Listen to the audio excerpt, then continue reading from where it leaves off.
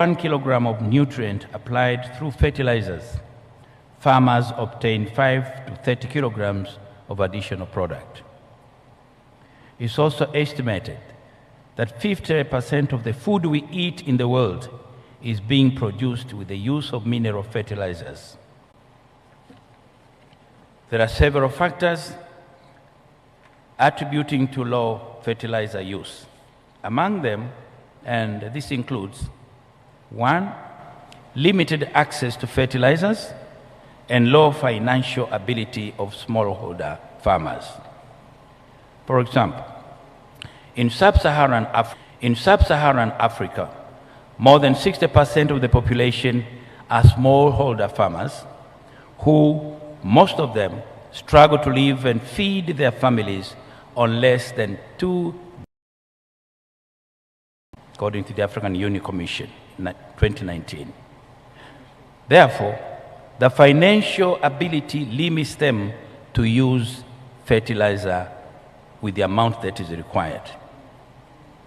The average fertilizer application rate in sub-Saharan Africa is also low, though it's growing with very low pace from 6 kilograms per hectare of nutrients in the year 2000 to about 15 kilograms per hectare in 2017. And according to African Union Commission 2019, the rate was projected to reach about 19 kilograms per hectare per year by 2021.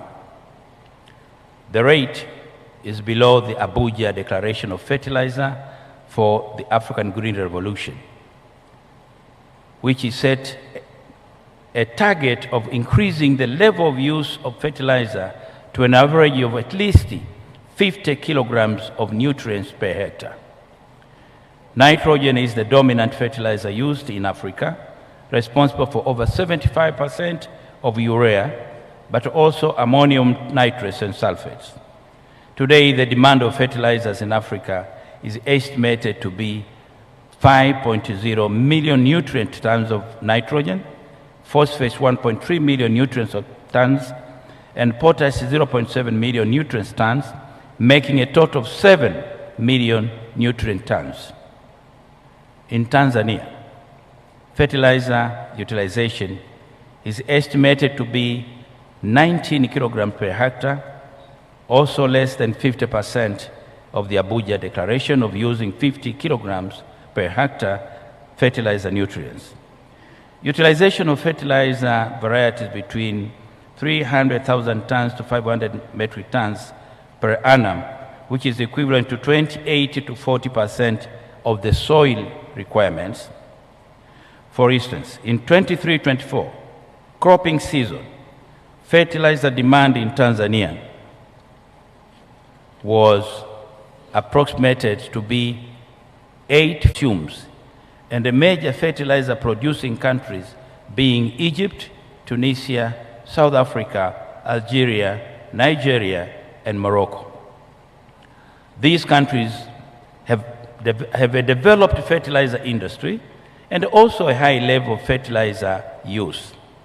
In sub-Saharan Africa, phosphate rock processing takes place in Mali, Senegal, and Togo, while phosphate fertilizer is produced primarily in Kenya, Madagascar, Nigeria, the United Republic of Tanzania, and Zimbabwe. In general, most of the fertilizers used in Africa are imported, while those produced in Africa are exported outside the continent. That's a dilemma.